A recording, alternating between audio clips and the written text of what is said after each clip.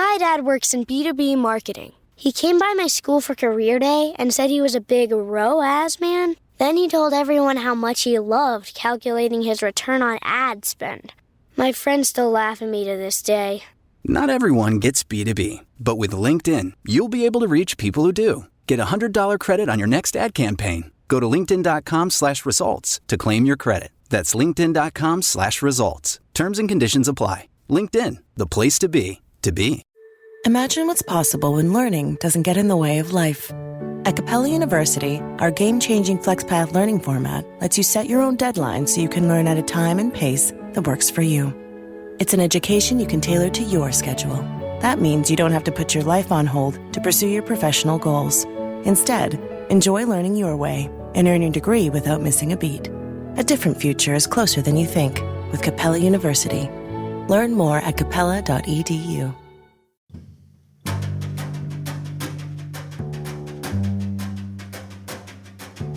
This is Addiction Medicine Journal Club. I'm Dr. Sonya Tredici.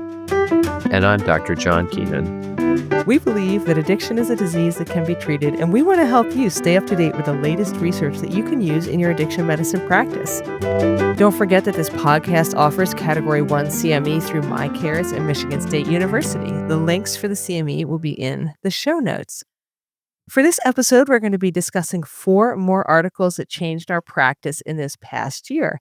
If you want to hear the first 4 articles that we profiled, you can listen to the previous episode, which came out about 2 weeks ago. So, John, how are you doing? I'm doing great. I'm a little low energy at the moment, but I'm excited to hit these last 4 articles. Well, I don't understand how you have energy at all after seeing like 97 patients in the office or whatever you did today. 30. So many patients. Internal medicine, we got nothing compared to family medicine. I think I saw like 6 patients. Well, you guys checked that succussion splash and stuff, right? Totally. I long drawn out physical exam, succussion splash. Yeah. I strive to identify subclinical splenomegaly. Okay, wait. Before we start, anyone who's an internist will sort of feel this. I had an attending who will remain nameless in residency, and after night float, so I've just worked a 12-hour overnight shift at our busy hospital. I'm night float rounding with the attending where he's going over our complex cases, and I was criticized in front of the group for not identifying subclinical splenomegaly on my physical exam of like one of my like 12 admissions overnight, and I still haven't gotten over that. Yeah, war stories from residency, right? Oh my God. All right. Well, hey, why don't you kick it off? Let's, or actually, I'm going to kick it off. I'm going to kick it off with this article. You go, Sonya. I'll go. All right. And just to remind everyone, these are real patients and real cases of ours, and this is really what we thought. And so we really hope you'll write in and tell us what you think about these articles. So this patient is a 55-year-old woman. She has opioid use disorder, depression, chronic hepatitis C, hypertension, and tobacco use disorder, smoking 1 to 2 packs per day. After many years of maybe helpful suggestions from her PCP, which is me, she decides to try and quit smoking. She wants to avoid psychoactive medications, so she's not interested in varenicline, and she wants to use nicotine replacement. She tries a 21 milligram nicotine patch, and she uses these little nicotine pouches for breakthrough.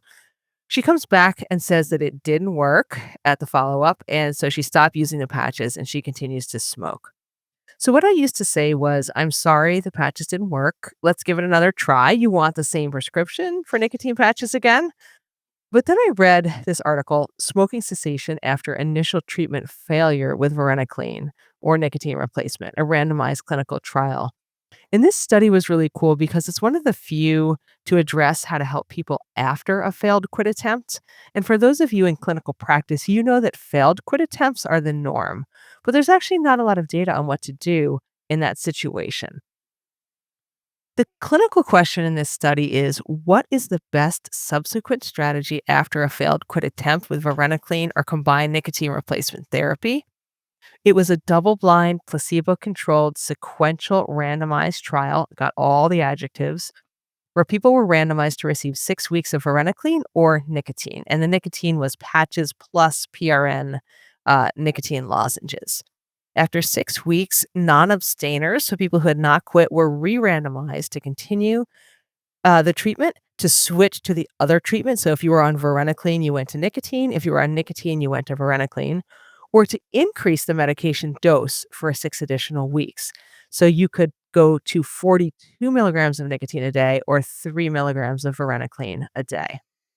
The population was 490 people from a Texas tobacco treatment clinic. So keep in mind, these are people who are very motivated to quit because they're actually going to a tobacco treatment clinic. They smoked on average 1 pack a day for a mean of 28 years. The outcomes were self-reported and carbon monoxide confirmed 7-day abstinence at 12 weeks. That was the primary outcome. And the secondary outcome was continuous abstinence for 30 days and continuous tobacco abstinence for 6 months. So I put this in like a flow chart for our lecture that we're doing for Pennsylvania Society of Addiction Medicine. And you can't see that, of course, on the podcast. But just to try to summarize some of the results. So initially, people were randomized to get varenicline and placebo nicotine, or nicotine and placebo varenicline. And then after 6 weeks, they saw who had quit smoking. So people in the varenicline group, 72% had quit smoking at 6 weeks. In the nicotine group, 78% had quit smoking at 6 weeks. So these are great numbers. The people who didn't quit smoking then got re-randomized, and you either got your same treatment again, you got switched to the other treatment, or you got a higher dose of the treatment you were on. So if you were on nicotine, you got higher dose nicotine. If you were on varenicline, you got high dose varenicline. And the results then, they looked at 12 weeks. So of the people who were re-randomized, because they didn't quit the first time, to receive 3 milligrams of varenicline a day, 20% of those people were able to quit. Of the people who were on nicotine and then re-randomized to receive 42 milligrams of nicotine a day, so 2 patches, 14% of them had quit. Of the patients who were started on nicotine and then re-randomized to normal varenicline, 2 milligrams a day, 14% of them had quit. And so those were the 3 big arms that really showed a difference. So basically, if you were on varenicline and you couldn't quit, if you went up to 3 milligrams a day, that helped. If you were on nicotine, either going to higher dose nicotine, 2 patches, or to varenicline, that helped you quit as well. So those were the effective quit strategies. They looked at the 6-month data as well, which is what we're interested in, of course, because if you're still smoking again at 6 months, it's less useful. So relatively small numbers in each subgroup, but still important. At 6 months, the people who struggled to quit initially and had the high dose nicotine, 6% of them had quit at 6 months. And of the people who didn't quit with varenicline and got the high dose varenicline, 2% of those people had quit at 6 months. So at 6 months, there was a relatively low quit rate of those people who had initially failed. But if you look at the people who were initially successful, a lot of them were smoking again at 6 months too. So people who initially were successful with nicotine, only 39% were still quit at 6 months. And of varenicline, only 40% were still abstinent at 6 months. So the 6-month data is not as good as the 12-week data, which is pretty typical for smoking cessation studies.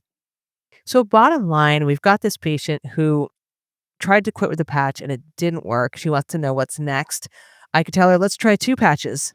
That might give you the boost that you need to quit. So, John, have you ever put anyone on 2 nicotine patches? I have in the past. I know we've talked about this kind of dose being high, although I feel like when I was studying for my addiction boards, this was like in the manual about using 2 21 milligram patches for people, I think over a pack or 2 packs a day. And it's a very high dose, but I think it's never utilized. I think people typically stop at the 1. Yeah. Well, and there's a lot of sort of information, older information, that if you smoke with the patch on, you can like have nicotine overdose and die. Which I think turned out to be false. So, um, yeah. So what I do now is I just try 2 patches, and I would try the 3 milligrams of varenicline. It's not FDA approved; it's off label. But I did look on our ASAM listserv. I put out the question whether anyone had used it, and one of the addiction docs wrote back that she had used it, but she'd had to send the insurance company a copy of this article proving its efficacy. And they looked at the article, and then they approved the 3 milligrams of varenicline a day. Interesting. So that was cool. That's good Ready for our- information. Yeah, so save that article for submitting to insurance. Ready for our next case? Yeah, case six, 24-year-old male with a history of opioid use disorder, methamphetamine use disorder, bipolar disorder, and tobacco use disorder presents to the clinic to establish care following an overdose evaluation in the emergency department. The patient has a history of sustained remission from opioid use disorder until 12 months ago when he relapsed and began using street, quote, heroin. In the ED, the patient's urine drug screening results was positive for opioids and fentanyl. Since the overdose, he has been using street buprenorphine, 24 milligrams, so 3 strips a day, but reports that it is no longer as effective as it once was, and he is still using heroin off the street. The patient is asking whether he should increase his dose, switch to the mono product, or transition to a methadone clinic. What I used to ask myself is, assuming that increasing the buprenorphine dose beyond 24 milligrams is unlikely to be effective, what other options can I offer this patient besides a referral to our local methadone maintenance clinic? I read this article that extended release injection versus sublingual buprenorphine for opioid use disorder with fentanyl use, a post hoc analysis of our randomized controlled trial from JAMA Network Open. So the clinical question of this was, how do sublingual buprenorphine, naloxone, and extended release subcutaneous buprenorphine compare in treating opioid use disorder in fentanyl users? The methods: this was a randomized, double-blind, post hoc analysis of a 24-week trial of 428 adults, including 123 fentanyl users. Outcomes were UDS test results, self-reported drug use, withdrawal symptoms, and adverse events. In terms of results, retention, there were similar completion rates between the two groups. So 60.2% in the fentanyl positive group, 56.7% to the fentanyl negative group. Safety, there really was no major differences except for injection site reaction with subcutaneous buprenorphine. In terms of opioid use, so kind of excluding the fentanyl component, subcutaneous buprenorphine showed better outcomes in fentanyl users. So 28.5% had UDS results negative for opioids versus 18.8% in participants using the sublingual component. In terms of fentanyl use specifically, subcutaneous buprenorphine resulted in higher fentanyl negative UDS rates. That was 74.6% versus 61.9%, and that was very statistically significant.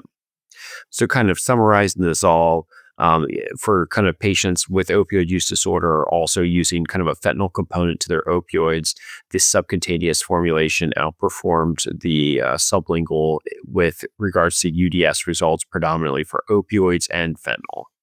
So kind of like revisiting this patient we just talked about, given the patient's unfavorable response to the 24 milligrams of buprenorphine, I counseled him that I'm always happy to refer him to our local methadone maintenance program. I mean, we do have a pretty good relationship with them. Um, Deep down, I'll be honest, I feel like I've kind of failed a little bit when I'm kind of telling someone to go somewhere else to another clinic. So I think that while I'm happy to do that, if the patient feels that that's what they need, I also would counsel them that, maybe we could consider doing something different. Maybe we could switch off the sublingual and we could initiate a subcutaneous depot to see if this improves your symptoms. Do you feel like you see this a lot? You know, I won't say a lot because most of my patients are pretty successful with buprenorphine because that's why they keep coming back. I have very few patients who continue to come back if the buprenorphine's kind of not working for them. But my sickest patient, who I worry about a ton and who's had a lot of overdoses, I did tell him, look, we've got to put you on the injection. This sublingual is not working. We got to try something else. And miraculously, this patient has actually done well without an overdose for the last 3 months on the injectables. So in this, one case of a very sick patient, the injectable was a huge benefit for him. Yeah, I feel like anecdotally, I'm using the injectable a lot more for salvage. I feel like people that are kind of having breakthrough use and overdose on either the sublingual, and actually, I've had a couple patients do better on this than even in the methadone maintenance program. Now, I mean, I don't know what their dose was when they were still having breakthrough issues, but I find this incredibly effective. And I think I've told before, I'm often quick to admit my wrongs. I was really drinking the haterade on this when it first came out. I thought that the cost of this was just so high that like this was a niche that I didn't really see that we needed. I wasn't sure what the appetite would be for a monthly injection, and I was so wrong, and I want to admit it. It's good to admit your mistakes. I mean, it's not for everybody. I've had patients try the injection and not like it, go back to the films, but it's just a life-changing product for a lot of people, and I really also like how it gives people flexibility. I mean, that's my one fear about buprenorphine is you're very tied to it, and, as patients struggle with access to the pharmacy or transportation or insurance to pay for doctor visits, like, sometimes they can't get their sublingual, and they go through really severe withdrawal.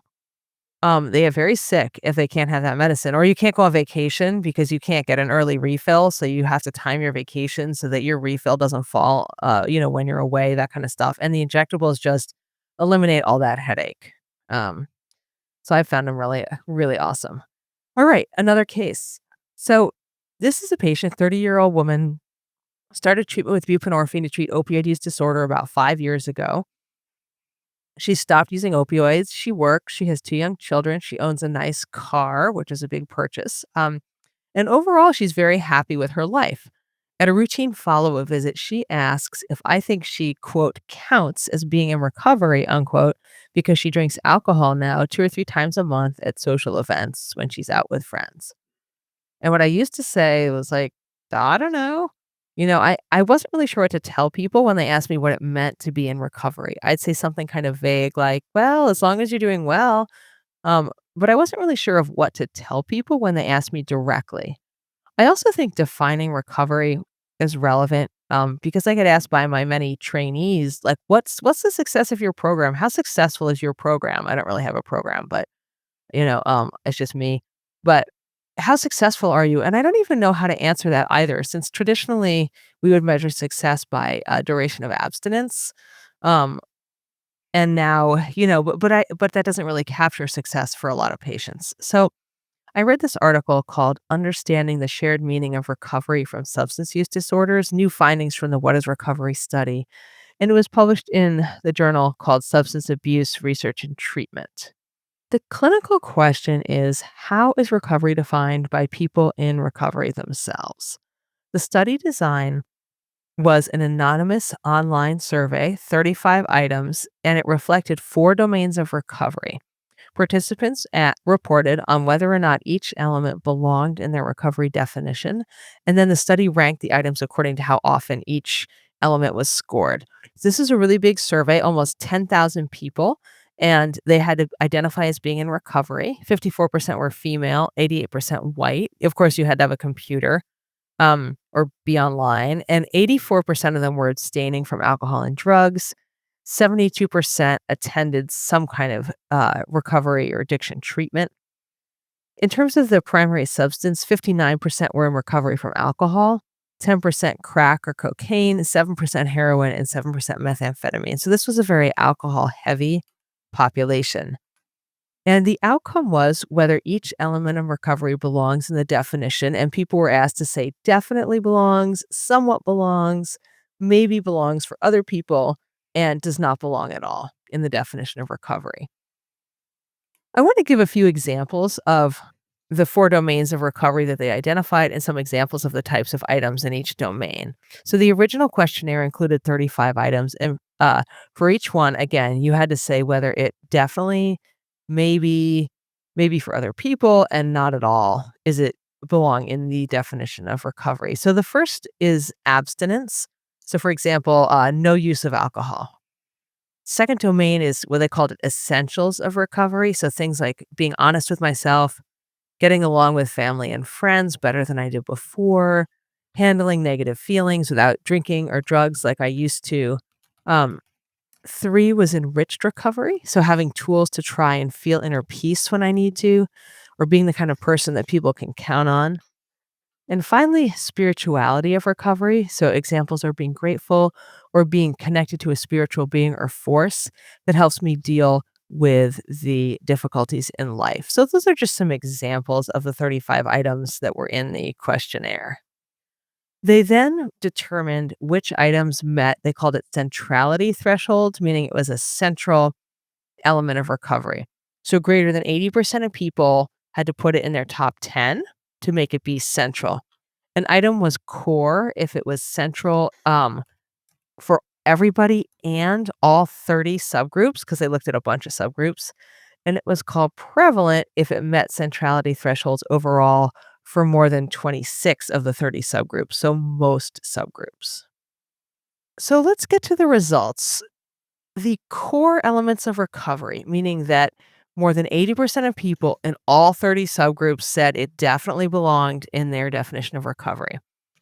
The 4 core elements are a process of growth or development, being honest with oneself, taking responsibility for the things one can change, and reacting in a more balanced way. The next 4 are what they call prevalent, meaning it was put in the definition of recovery by about 26 of the 30 subgroups. So being able to enjoy life without substance use, being able to handle negative feelings without substance use, abstinence and or non-problematic substance use, and living a life that contributes to society, family, and your betterment. So these are great elements. You know, Do you notice that like none of these are things except for like the absence ones that like most treatment programs emphasize from a medical perspective? right, exactly. And some of these things like honesty aren't mentioned in the institutional definitions of recovery from any of our top organization, even though it's like one of the top elements in these 10,000 people in recovery. You know, some people, most people did say that some abstinence goals should be part of recovery, but abstinent elements were not very highly ranked. And I do want to point out one other thing, which is that these ideas of building honesty, accepting responsibility, and caring for others related to living a life that contributes, these form the core of 12-step that many of our participants have done. It's possible that people are drawn to 12-step because it supports elements of recovery that they desire, or that the 12-step process itself shaped people's definitions of recovery. But this is very much in line with 12-step programs. So how does this compare to our institutional definitions of recovery? American Society of Addiction Medicine has tried to define recovery.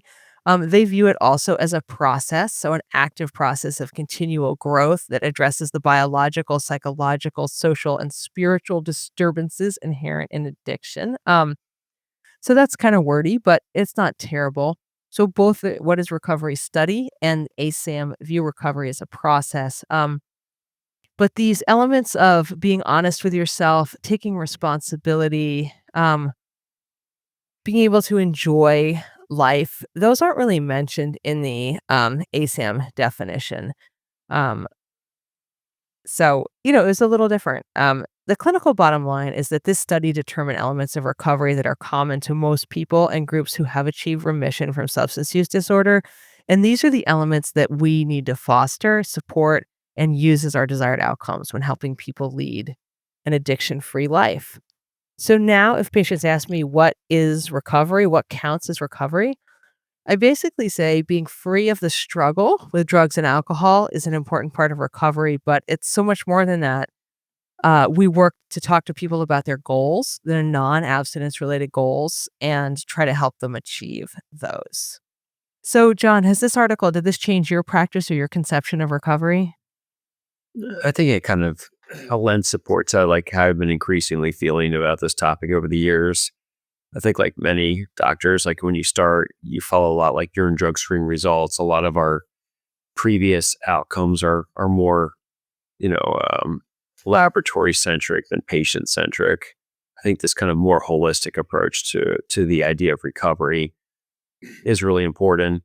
Although I think that some patients were doing harm reduction, so some people aren't looking for this type of definition either. So I think understanding where each person's at, and someone may start with more of a harm reduction approach and eventually get to this is really important. The target shifts, right? Yeah, totally. And we want people to have, to live their best lives. Um, and we want them to be free of alcohol and drugs because that was causing a big problem for them. And then we want to help them meet other goals. Like I call them non-abstinence goals, buying a car, getting a job, um, purchasing that thing you want for yourself. I never forget a really nice patient I worked with for many years. He came in and he's wearing like a big diamond ring. And I was like, nice. And he said he'd always wanted a diamond ring. And he finally had money after he was off drugs. He was not spending all his money on drugs. He could walk into a real jewelry store, he called it, like at the mall, and bought himself a real diamond ring. And he was so pleased, so proud of himself. So I look for those victories, that give you joy in life, beyond just staying off drugs. Ready for our last case? Yeah. So case number 8, a 28-year-old male with a history of opioid use disorder and methamphetamine use disorder presents to the clinic with concerns about a potential relapse. The patient was previously treated successfully with depot buprenorphine 100 milligrams monthly for 25 months and chose to discontinue treatment and taper off the medication 18 months ago. Over the past 12 months, he has been using increasing amounts of a gas station compound called kratom to help with mood and energy. Although he's unable to specify a precise quantity, he spends anywhere between $80 to $120 a day on the compound. While he has not used illicit drugs like opioids or methamphetamine, he experiences withdrawal symptoms whenever he tries to stop taking kratom and resumes use. The patient is frustrated, concerned, and seeking guidance on how to stop using this compound. And I'll be honest, this initially started with like a crossover episode for us. I was like, what is kratom? It was kind of my initial thought. And when this patient actually came to me, that's exactly what I thought. It's like, I don't know what to do with this. I'm going to have to do some reading. And then I read this article as a case series called Long-Term Buprenorphine Treatment from Kratom Use Disorder, a case series, and it's from Substance Abuse in 2022. So the clinical question was, can buprenorphine naloxone effectively treat kratom use disorder? And so methods, this was a case series of 28 adults with kratom use disorder treated with buprenorphine. And I'm going to start by saying kratom use disorder isn't a disorder yet in the DSM. So I'm going to say that it's a tentative diagnosis or exploratory diagnosis. It better be soon because it's not a DSM disorder, but dang, is it a problem? It's going to be there, right? And I actually love this case series because it was just a bunch of like people that do like what I do, kind of giving their it was almost like I was just sitting around having coffee, talking about what we're doing with this unique situation. So I really like that. So data included kratom use history, buprenorphine dosing, urine drug screen results, and treatment duration. Patients, the average age was 36. Average daily kratom dose was 92 grams. Buprenorphine dose, people were treated with this very successfully. Most stabilized on 12 to 16 milligrams per day. Very similar to my patients I'm treating primarily for opioid use disorder. 71.4% continued treatment with a treatment duration of 5 to 22 months in these case series. So that's a pretty good rate. 82% had negative urine drug screen testing results for mitragine, which is the byproduct compound that we use to test for kratom by 12 weeks. 32% restarted kratom use during treatment, most within 6 weeks. So kind of a relatively high relapse. I mean, it took a lot of inference from this, but certainly a potential treatment option for an emerging disorder that we're seeing more of.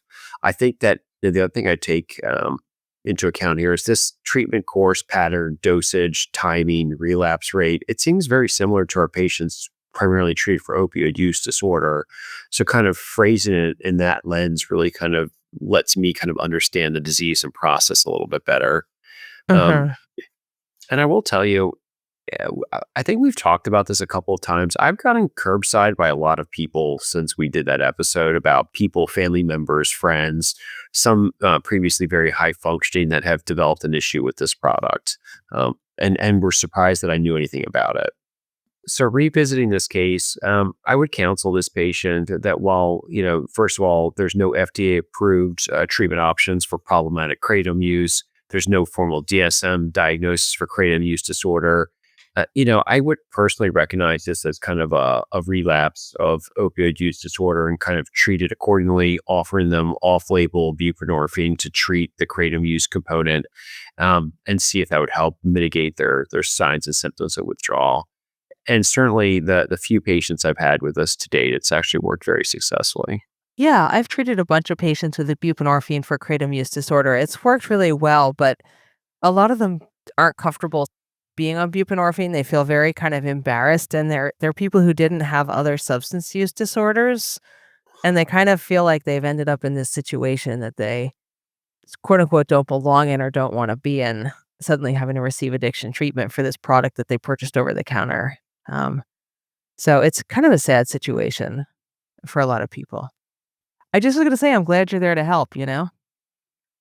Yeah, I mean, we didn't cover this article for our top 8, but we did do the other article where you covered like demographics for this group, and very high rate of opioid use disorder kind of in recovery participants. So I haven't had people with like that didn't have that history to date yet. Not saying I'm not going to encounter that, but certainly there is a lot of overlap in the disorders, is what we're seeing. Yeah, just a tiny side note. I have one person in my practice who was using kratom in the context and service of an eating disorder, anorexia. And then I had looked into that and came across a few more cases of people suffering from eating disorder and then getting connected to, kratom and becoming addicted to that as a component of the eating disorder because of the stimulant effect. And this patient had no history of any substance use disorder. So Interesting. it's very interesting. And that sums up our 8 articles for 2025 that we thought changed our practice the most. Thank you for presenting these, John. Yeah. Well, thank you for listening to the Addiction Medicine Journal Club. The best part of any journal club is the conversation, and we want to hear what you have to say. To have your opinions about the articles included in a future episode, send us your comments on social media, email, or join our Facebook group. The links are in the show notes. Original theme music was composed and performed by Benjamin Kennedy, audio editing by Michael Bonanno, CAB support from Mike Ayers, produced by Dr. Patrick Beeman and Ars Longa Media. Addiction Medicine Journal Club is intended for educational purposes only and should not be considered medical advice. The views expressed here are our own and do not necessarily reflect those of our employers or the authors of the articles we review. All patient information has been modified to protect their identities. Thank you for being part of the conversation and have a great day.